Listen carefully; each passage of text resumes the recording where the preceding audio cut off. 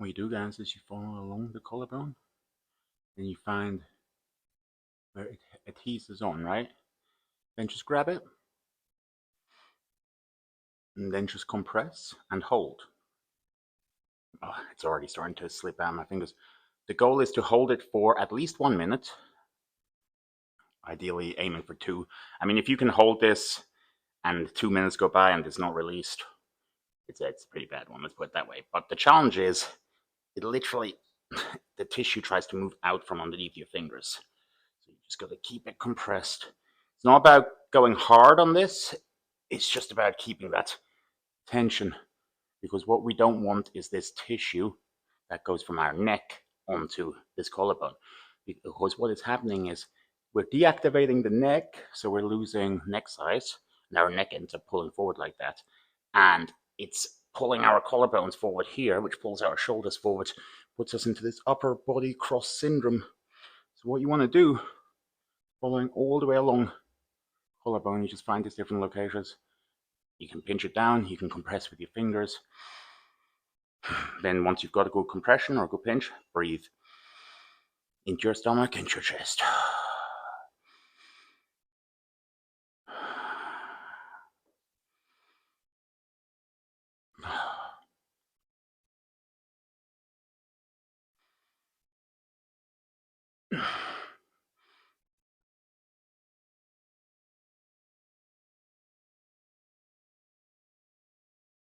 As you can see, neck tissue immediately starts to come back when you do that.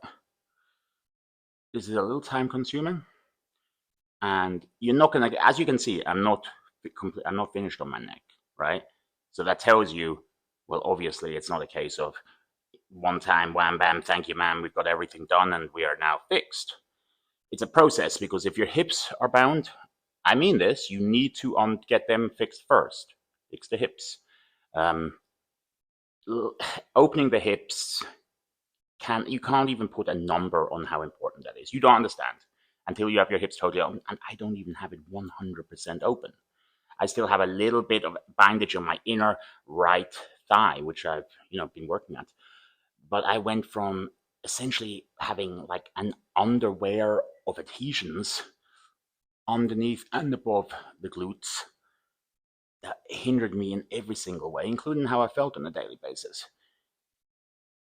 But when the hips are bound, I learned the hard way, don't go and try and open anything else fully. I don't know if you guys ever saw my Instagram story where my face got totally bruised up. Well, I had been working and I had done a lot of work overall, and I ended up getting this pressure here. And over the course of the day, the pressure went down here and went here.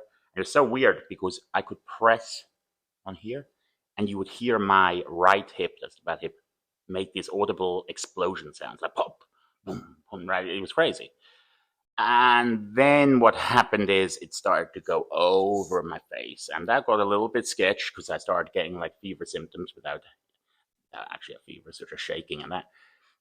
So I had to get some corticosteroids and fix that. Point is, the stuff has to be released in the right order in the body, and you start with the hips. It's kind of easy to think about it because the hips are the engine of our body. They're the center, everything comes from there. Literally, your existence and how you feel in your body will be completely different if your hips are not able to move. I didn't realize it.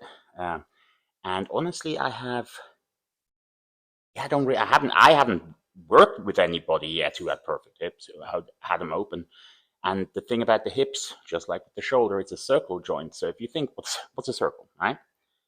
If somewhere in that circle of your hip it doesn't want to go, that's not your hip being destroyed, guys. That's an impingement. That's some kind of tissue. It could be tissue between your groin, thigh, glute, and stomach all kind of melting together, because you can do that. And if you haven't been stretching your inner legs out, on a daily basis, chances are you have that to some degree. But it goes deeper than that.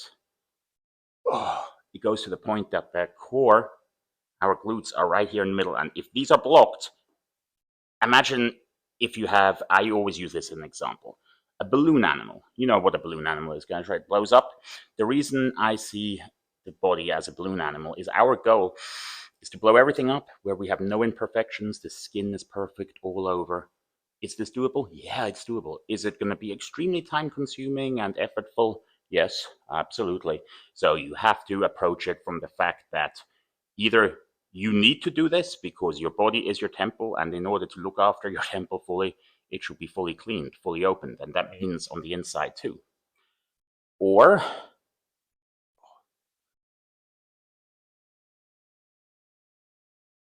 look at that release, guys. It's coming. It's coming. See how my neck is getting thicker by the moment? Now here is really impinged too. Just hold it. Remember to breathe.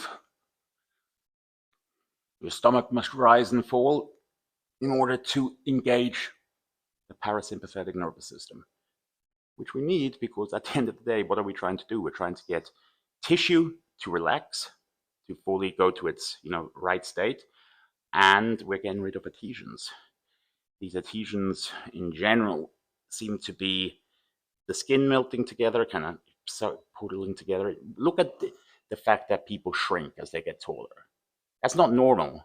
Like, meaning it's not something you don't have to allow. You can stop that. Bones, but I hate this saying when people say, I'm bone on bone. Bones in the body aren't supposed to be touching each other. So if you are bone on bone, I see that more of an issue as your overall body and how much your body is stretched out correctly. And I don't say, oh yeah, you got bone on bone, go and do one stretching session and you're good. No, I'm not saying that. But I'm saying the bone on bone phenomenon, it is a lack of space. Youth, everything that comes with beauty and power with the body, it's all about space. We have to create space inside our body. That's why I fasted so much when I first, came down all this way. And I'm not saying that's necessary for anybody. I don't think you should be trying to grow until your body is fully open. And if you start this at age 37 after all these different injuries and stuff like me, yeah, it's going to take a very long time, especially if you're the pioneer in it, which I was in this approach that I've taken. So I did many, many months where I just did the order wrong. I really didn't realize. I spent nearly a whole year not realizing that the hips need to be completely open. Completely. And that's a lot different than, yeah, pretty good. And it opens. We don't want any spots in the body to have adhesions. We don't want any area to not move. The body is amazing at compensating, both good and bad. But my point is, if your body is healthy, if your skin is gliding, okay, so you're bone on bone, as they say. Okay, you're missing something in here. How about instead of getting all this doom and gloom analysis from doctors or whatever when they tell you this shit, just be like, no, I'm just going to work on my body. I'm not going to think about that. My body is an entire unit. If everything else is working well, then it can compensate for, let's say, one or two things. Now, if you're not looking after yourself, then yeah, everything's going to start collapsing, even with one little injury. And what I realized is if you have an issue in one body part, if you have a knot in your hips, for instance, if your hips are impinged, every muscle on your body will be impinged. BS, I hear you say, BS. Well, here's what you do. You start releasing your hips. And as you're releasing your hips, you realize every time you make some good progress, opening that up, pressure starts coming off the entire body. Because, like I said, imagine you're a balloon animal with the goal of having everything tight against the skin, remembering that our insides are not attached to the skin. The skin should move. So when the skin doesn't pick up, like on the back of our hand, that's an impingement. As you can see during this work, you're just placing tension in different ways. You will be able to feel it. You'll be able to feel the offending tissue. But going back to what I was saying, as the hips release, you will feel pressure release all over the body and things will start to open up. And as they open up, you will become aware of the knots and you'll feel them, like in your lower bicep. And literally every muscle has them if your hips are all bound up. If you're in a very bad, maybe my body was, worse than other people, perhaps. I have to say, by the time I noticed my posture being a little different once my head was here, my entire body was so wrecked. So guys, look in the mirror. If your posture isn't on point, immediately start working on that, because the second posture isn't on point, it shows there's a lot going on inside, which you really don't want to do.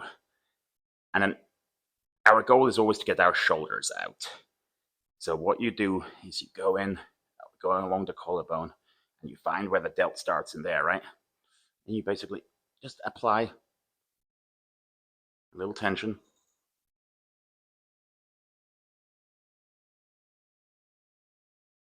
And you just keep moving it. The trick with the body is a moderate, not painful amount of compression or tension, but then it has to be held for at least a minute. That's how you do it. And you will feel the tissue once you start moving around. If it was as simple as like, oh, here's tight, let me hold it, blah, blah, blah, blah, release, gone. That'd be super easy. It's not like that, though. The tissue wants to move around underneath your fingers. You have to make sure you're breathing. You have to make sure your posture is good, because it's easy to kind of get distracted with what you're doing, and then you're not in a good posture. Collarbone has to be flat. Remember, the muscles of the deltoid pull underneath the collarbone. So you want to keep your collarbone as a firm, stable point from which the ropes that are your deltoids are able to pull.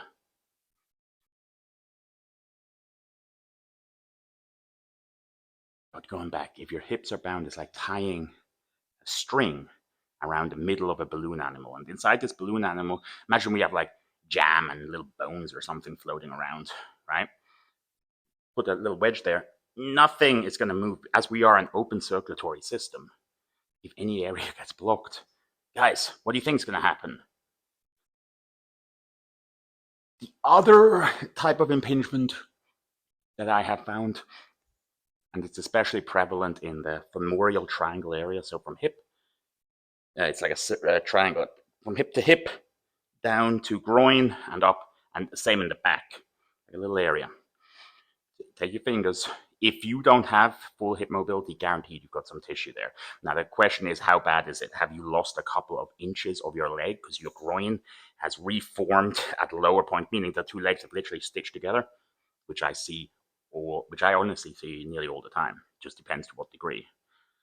So if that's the case, you're gonna have to work on that. But any of that tight tissue that you feel, you go at it with CBD cream. The CBD cream, especially the sports cream with the menthol, works amazing. Rub it in, do your movements, compress the tissue, and just work away on it. You will notice that the CBD has a really strong effect.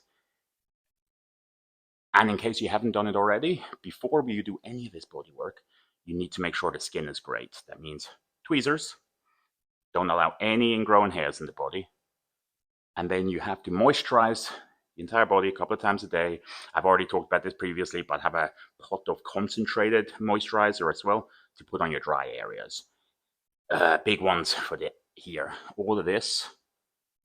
And then above your upper glutes, like the whole glutes in general, they need good moisturizing. Armpits. And then between your toes and just any part of your body that has skin, you want to get it moving like baby smooth. And here's what I will say. Don't worry about anything else as far as, oh, I don't know if I can get this to fire as well, or I've got a little injury there. If your skin isn't perfect, and I mean pretty perfect, for sure, that's what you need to focus on now. It's our largest organ, and it needs to be able to breathe and move. That's the only way for the tissue underneath to be able to move the way it should. I wasted months, and it wasn't a waste, because I learned a lot from it doing it. But number one, you need to have the hips open, and number two, the skin has to be good. Otherwise, even one little ingrown hair can stop you. So what I advise a lot of people to do is treat your body like a project.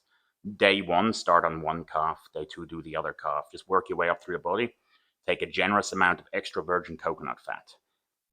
Like, about an ounce, a big amount. Maybe put a towel down underneath you so you don't stain your nice leather couch or something. But then you're going to massage it in. And it's going to take 20 to 30 minutes. At one point, you are going to be close to the end, like nearly all the oil has gone in. And you'll look at the skin and you'll be like, did I get hairs on my hands or dirt? What's that? and then you will realize that you are actually sucking crap out of the lower dermis. Now, one guy yesterday said, well, I haven't got any, you said that you pulled out a downing feather and a piece of plastic. I've only been getting these little black, gritty lumps. I said, well, yeah, that's great. It's not like I've got a downing feather every time I've worked on somebody, but I did one time get like a little feather. Wherever their body is the most impinged, like on the glutes, when at most females, they end up not having the full hip mobility, and then their ass kind of takes this more, I don't want to use the word bubbly because that sounds too beneficial, but it's not fully active and it kind of looks softer and kind of big and without so much detail. Yeah, you take the coconut fat and you massage that in, and you keep massaging until all the oil's in and stuff's going to start coming out of the skin. And if it doesn't for you, I will be amazed. Just make sure that you have literally taken a good amount and you massaged it into the skin for at least 20-30 minutes. That's about how long it takes to fully absorb when you put a lot on. Then you're going to need to, after that, that's just the maintenance work. I always suggest every day do a body part, or a great way to do it, whatever body part you're training either today or tomorrow, do this work. So you shave it down. Well, that's optional, but it does help. Shave it down, do the massage with the coconut fat. Then moisturizer you should be doing every day on every body part anyway, but yeah, making sure everything is moving well. The difference you will have in your workouts, in your results, it's amazing. Remember, a tight tissue is never going to grow. How are you going to expand something that's already pulling in on itself? Most people, their tissue is tight. If you have a weak body part, I can nearly guarantee you, either you have an impingement that is preventing you from activating that tissue correctly, or, yeah, that's a really big, it's just, if you have something that's hindering your movements, it's like when we think about the mechanics of a finger. Think about this. If you look at an anatomy book, finger, these bones, these joints, they bend this way. They don't do circles or anything, right? But in reality, because it's a human body that's covered in this fascia, see how the whole finger is getting more motion than what you would see on a textbook. That's why I can't go with textbooks with this stuff, guys, because I believe the modern understanding, how many of you, including like some of my clients who are medical professionals, so they really know that, but they say this and this is this, and I'm like, wow, your anatomy, physiology skills are at a different level to mine. But then they also have these disconnects because they think the only way to do something is like a surgery. One of my clients, he's in mid-60s, always complained about his forearms. Like, I trained him for 10 years, always. So I decided a few weeks ago, I said, look, do you mind if I just work on your forearm? I'm not a masseuse. If anything feels uncomfortable, let me just know. But can I just work on your forearm for a moment? Because I'm really curious about something. And so he grudgingly said, okay, yeah. I worked on it for 5 minutes, 10 minutes, released the tissue, and he goes, this might be the first time this is pain-free. Huh. And then, he went away. I saw him again in the week. He's like, yeah, after a few days, the tightness came back. I'm going to go and have to get this surgery on the elbow. It's like, guys, maintaining your body is something you need to do each and every day. I spent several hours in the truck a couple of days ago, so yesterday I put extra effort in. Even before I went to sleep, I'm making sure that I'm getting the tightness out of your body, especially if you've had something, a stressful time. You will have more tightness and you got to get that out of you. So you stretch, you breathe, you do all this stuff. And you see how the shoulder is starting to get more and more movements. Let's see if I will whip off this shirt, show you how the shoulder is moving. I don't actually have my tools out here. I don't think. But I can use my fingers, so. You want to, this part of the shoulder literally needs to be pushed straight. It's like the bone in there has been permanently inwardly rotated. Now, annoyingly enough, on this side, when I had the chest surgery, freaking doctors tied the pec to the front delt. for extra stability. But obviously, as it's long healed and tendons better, I broke down a lot of that, because you do not want unnatural bindings from muscle to muscle. That's how we lose all this mobility. So you just want to get in there, and you're going to keep.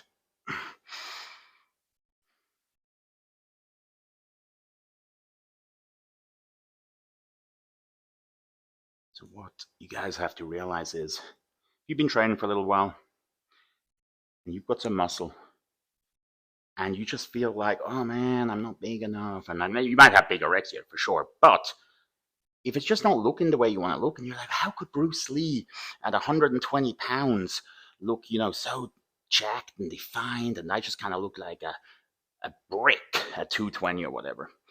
It's because you need to have your body fully active. Everything needs to fire correctly. Otherwise, you won't have full detail in it.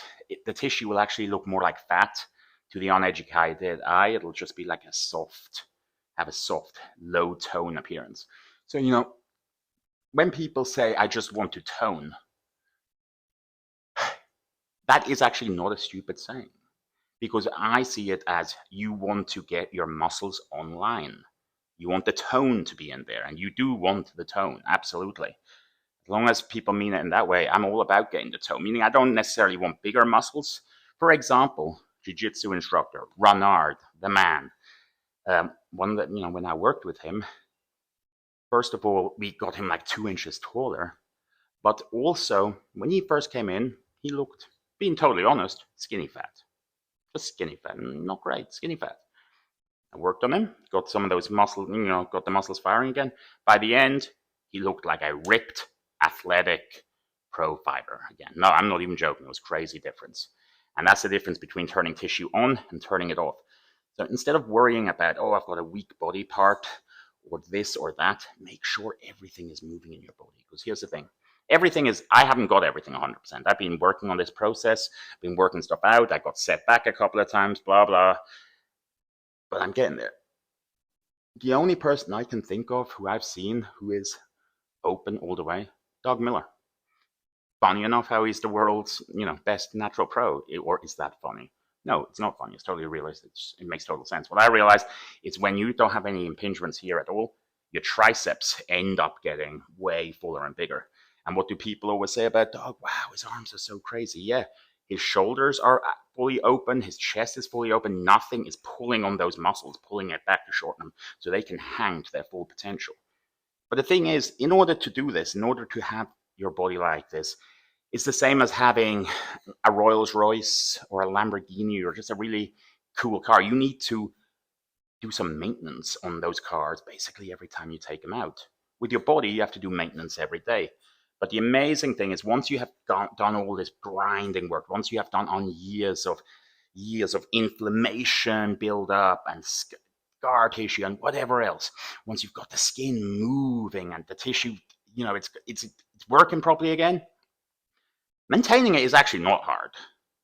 It just, you have to be disciplined. This is all about discipline. Your body requires discipline. So your maintenance protocol, I don't know, probably, it depends how much stuff you do in the day, right? How much stuff you're doing that fights against being aligned. For example, if you sit in a truck, you drive a truck and your back gets all jacked up all the time, you may need, honestly, God, depending how bad it is, and if you were driving like 10 hours, so you might need like 2 hours or so per day just to make sure that you're not getting any fascia growing in the wrong place. Remember, fascia 4 to 5 times slower than muscle to grow, but it still means within about 5 days we can have a whole new pathway.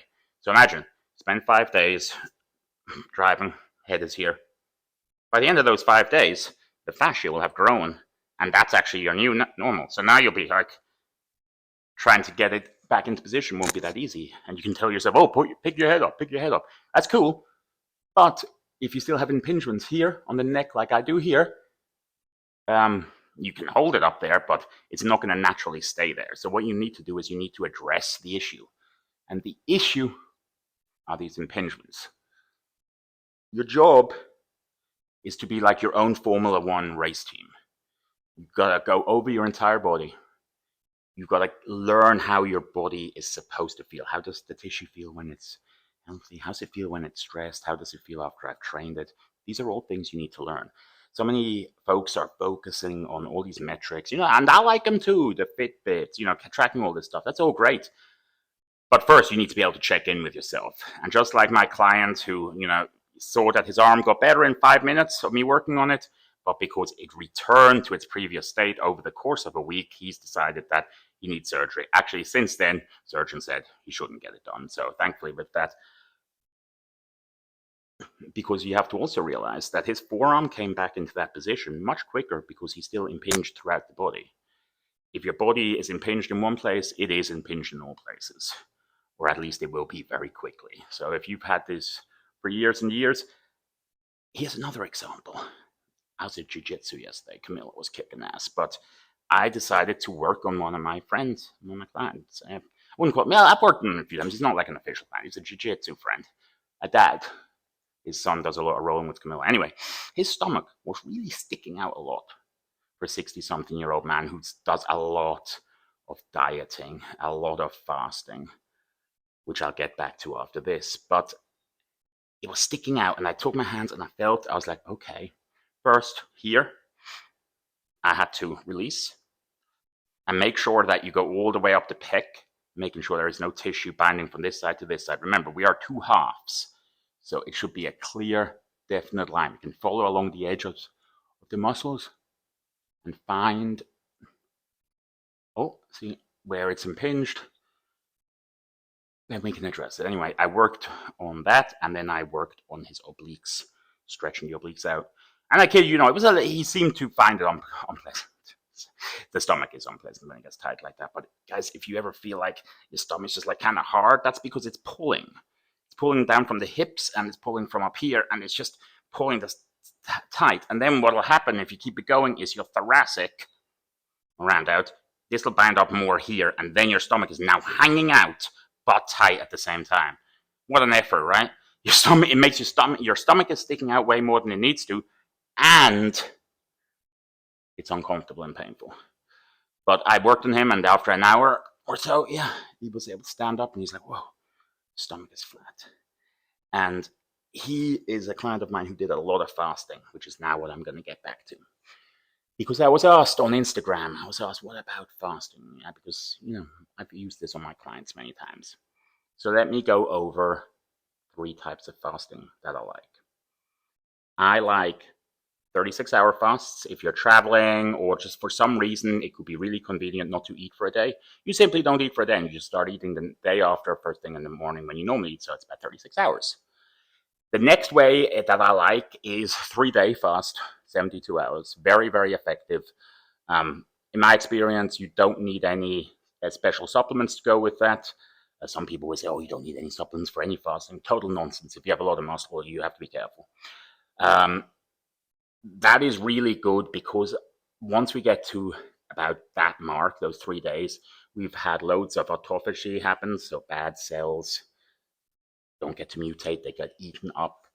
We just basically ravage the body for aminos and for fuel. But the body is smart, guys. It's not just going to dig into your muscle first thing. That would be so ineffective. As a species, we would die. What it's going to do is it's going to ravage into anything that's not useful.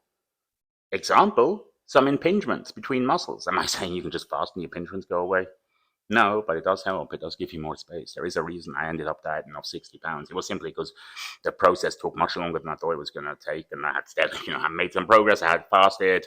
Okay, I have to do more fasting, down until too much. But I always say regaining tissue muscle is so easy. Losing fat's always a pain in the ass. So 3 days I really like for my clients. I would like for a lot of people, I'm never going to say everybody, but a lot of people to go and fast for 3 days, maybe 3 months or so. If you're less healthy, maybe a little bit more often. But it's a great way. By the end of it, one of my clients who just did it said it was a really good spiritual experience for him. And it is, especially if you've never done that before. If you have never fasted for any amount of time, then it is. And it's an amazing challenge for you to do. So I'm a big fan of that. Finally, 5-day fasts, I like. However, be careful, because around day 4 or so, I and other people I know have run into nearly like electrical signaling issues, pulse, heart rate, irregularities. You're getting into a little bit of a tricky line there. So what that means is, if you're going to do 5 days, supplement with electrolytes, plenty of magnesium, plenty of sodium, potassium, especially if you're a bigger person. You definitely need to get all of that going in, and then 5 days is no problem again. And it is very beneficial to do 5 days, in my opinion, if you're needing to make a huge change to the body. Because I have found that after that day 4 or so, it feels like you start digging into potential muscle and stuff that you don't want, meaning you just feel a lot more, like I earlier said, ravaged, like a lot more sucked down when you go day 4 and day 5. But I find fasting amazing. I used to be, as I said, that approved trainer on That Be True, and I've read so many different things, all the different studies. The only kind of fasting I don't actually like, and you're going to be maybe surprised to hear this, but the 16-8, that kind of stuff, I think that's for lazy, weak people. Because it's nonsense. You are depriving your body. I don't care what, get this and this benefit. No, you do get a benefit from fasting, but 16 hours isn't actually a fast. You're only starting to deplete a little bit, then, you fat effers. But you need to go longer if you want the benefit. So to me, all 16-8 is it's a lifestyle hack for lazy people. Because if you wanted to, for instance, only eat one meal at the end of the day, okay, let's say you're doing that for whatever reason. That's what we're doing. What I would often do when I did approaches like that is I would have 2 casein shakes. Each casein shake having like 100 grams of protein from casein. Do you know how much 100 grams of protein from casein fills your stomach up? An ungodly amount. You're not hungry at all. It's like 400 calories for one shake, 400 calories for the other shake. Now you've just got 200 grams of protein for the day, never minding whatever else you take in the evening. That's a big deal. And it doesn't have to be casein. It could be any kind of protein powder, but I do like casein because it clumps up and then slowly releases. You get about 7-8 hours to release that casein. So if you do one of those at 6 a.m., then another one at 1 p.m., and then you have your dinner at 8, well, you can nearly call it that. In a way, aren't you doing like 23-hour fasting then? Because think about it, you're only eating once per day, but we are keeping those amino acids going. And at the same time of having that protein, I would have other supplements, health supplements, some greens powders, because in this case, this kind of 16-8 or 1 meal a day, or anything compressed in one day, it's more about appetite control, less than any actual benefits as far as longevity goes. So yeah, if you eat less, obviously for longevity, calorie restriction works, and everybody knows this. But at a certain point, you do start eating your lean tissue, which includes your brain tissue. And I think fasting has got a little bit out of control, to be honest. I think a lot of people just see it as this fix-all because you get a little bit high when you do it. Like once you're on day 2 or so, you get those extra, stimulatory hormones kicking into your body, because your body's like, oh, let's find food. You can feel pretty good at times, and certainly energetic. So it can nearly start to feel like a good idea to fast more than you probably should. But the average person, the average bodybuilder, because let's be honest, you watching this here, you're not the average person, but you need to get the food in around the clock. You want those amino acids constantly present. That's how we grow. And some go, well, longevity. Yeah, okay. Make your choice. Because what I do is I eat like a bodybuilder, and then I have I'll have the 3-day fasts. And then I'll have periods where if I am not eating like a bodybuilder, that also means I'm not training like a bodybuilder. So if I'm at a period of time like that, yeah, then I might only eat 1 meal. Honestly, for most of the last year, I only ate 1 meal per day because I wasn't training. I was trying to get my body aligned, as you guys can see. So the last thing I needed to do was eat all day. And I think for me, now I have to prove this first, right? Before I can truly say it, but I think I've saved myself some serious digestion issues because for the last 5 years, I've basically been in a minus nearly all the time. Really have. I haven't eaten very much. Literally, if I look at it in the last 5 years, I really haven't eaten that much. And That's why I've always noticed as soon as I started eating a bit more, body starts blowing up with lean tissue. But because I haven't made my body process these freaking, 6 meals per day for the last 5 years, my GI has had an enormous, not had a break because it's constantly working, but I haven't overloaded it. So my stomach feels small and tight, and my requirements for food to grow is actually not that much. In 2021, I did a little bodybuilding thing, and I actually went from low 220s at maybe, I don't know, 10% body fat to 6% to 236. My calories were often at 1500. I'm not even joking. That was my average calories, 1500 per day. Because honestly, muscle goes beyond just calories in versus calories out. What most people think muscle is an adaptation. It's like a callus that the body makes. I think about the only thing where we can really go, okay, X number of calories does X things to us is body fat. And even then, it's a huge range. But I think it's more of a measurable range that way. So as you can see, working all along the collarbone, make it, the traps end up sucking into the delts. What we're doing.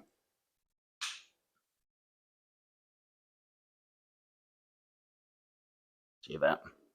So now that, like I said, there's a bone there. Get in behind it.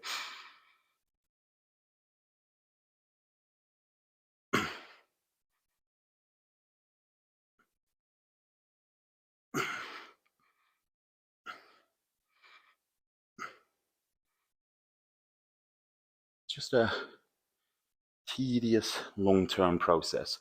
But at the same time, it's so rewarding because guess what? You can take full charge of yourself.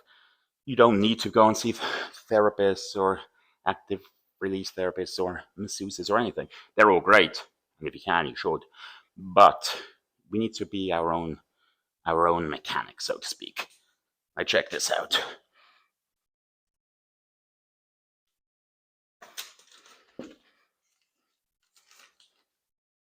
See?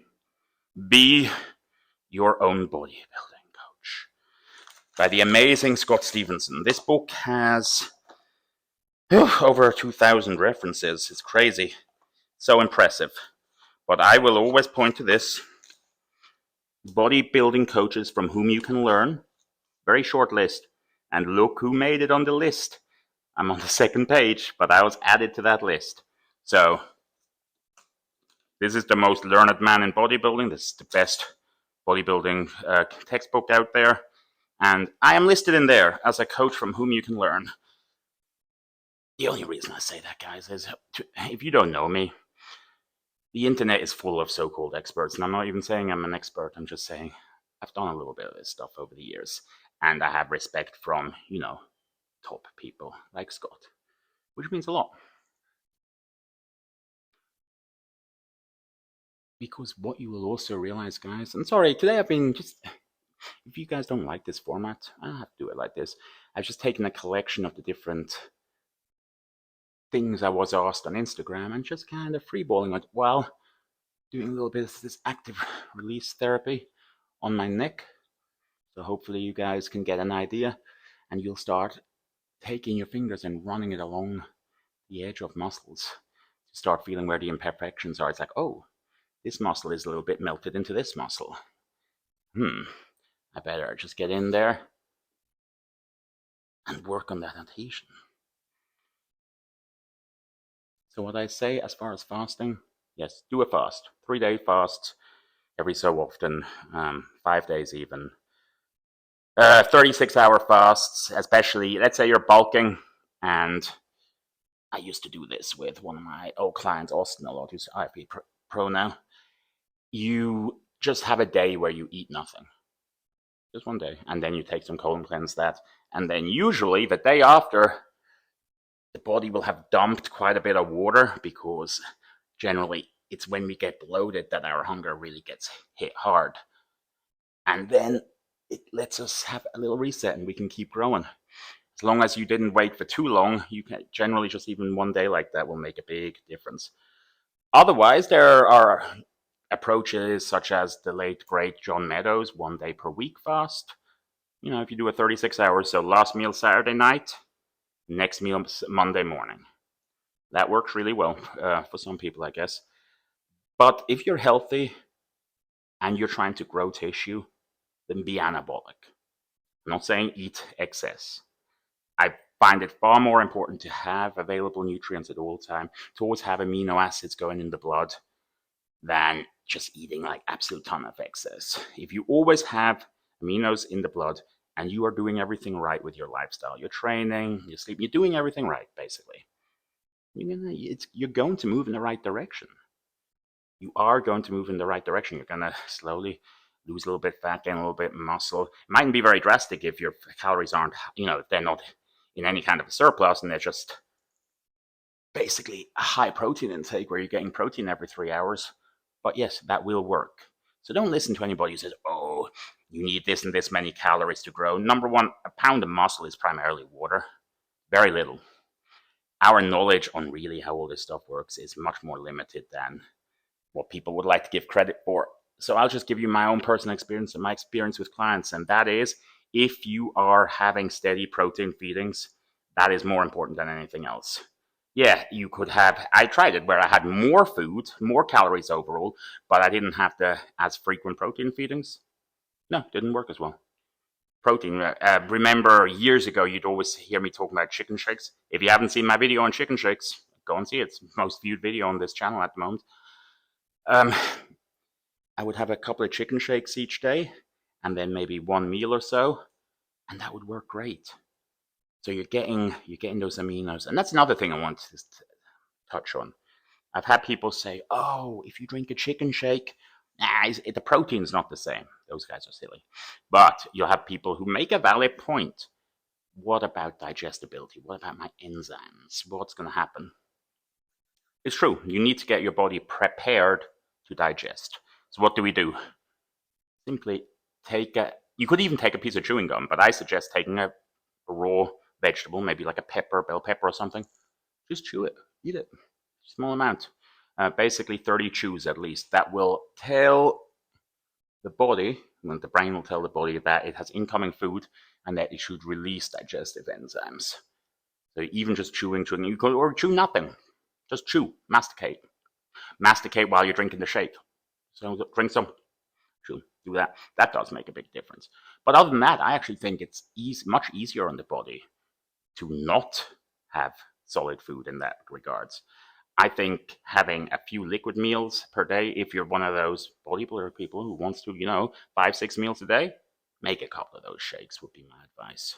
Unless you have the most robust digestive system, you're going to learn that in bodybuilding, the limiting factor is nearly always digestion. Because remember, what we put into here doesn't go straight into our body. This isn't actually our body. Rather, this is a tube where stuff can absorb into the wall. No different, well, not no different, but similar to the fact that when you massage oil into yourself, you do absorb about 40% of that. So you are getting calories, which is good. These are calories you need. Your body, your skin needs those calories to, fully moisturize and hydrate. I'm just saying, don't be one of those people who goes, well, I ate all this food. It's all in here. I'm pushing it in, 7,000 calories. And then it's like, how's your digestion? It's like, well, I go to the toilet 3 to 4 times a day and my stool isn't always consistent. You'd be way better off with way less food, some liquid food, absorb every little bit you put in. Why do you think after a contest or during a contest prep, people grow even on those low calories? Yeah, drugs, that does play a role in some cases, but also just the consistency of eating. If you're more consistent than you were before, just having those amino acids constantly going in. And then if you start, and this is a big piece of advice, you've heard of 10-minute walks after meals. Honestly, I think we're pretty good at walking, most of us, unless you want to walk backwards or sideways. Those are both good, of course. I would say either do a little weight training, and when I say weight to your body, it's body weight. So 5 sets of push-ups with 1 minute between. That could be one thing you do after one meal. Do some kind of exercise that lasts up to 10 minutes after each meal.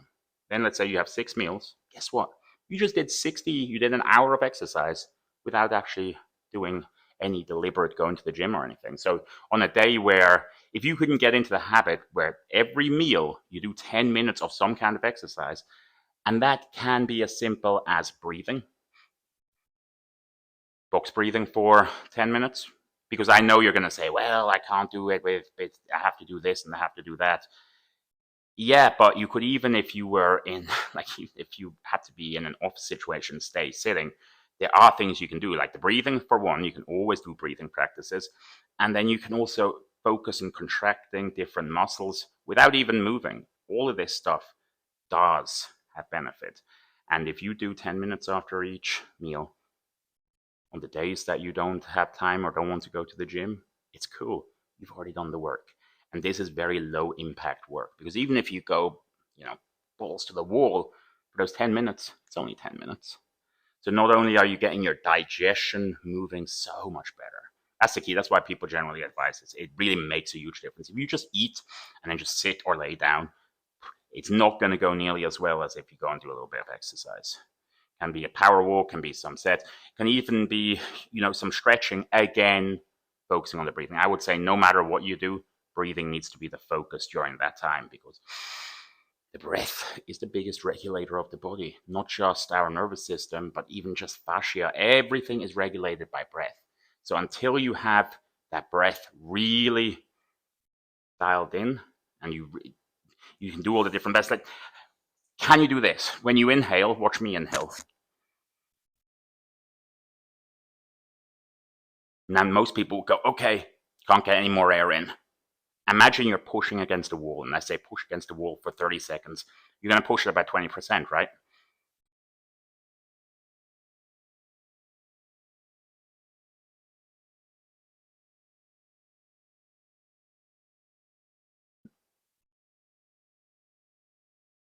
Notice how I keep pushing, I keep sucking, even if it feels like no air is coming in. That actually presses the tissue from the inside out and will make a massive difference to your posture and just how your body's doing. People experience anxiety all the time. Why? Because when they breathe, their chest isn't expanding. If your chest isn't expanding, you have to do, as I said, work along the collarbone, releasing, work down here, releasing, and then underneath, work the tissue all the way around.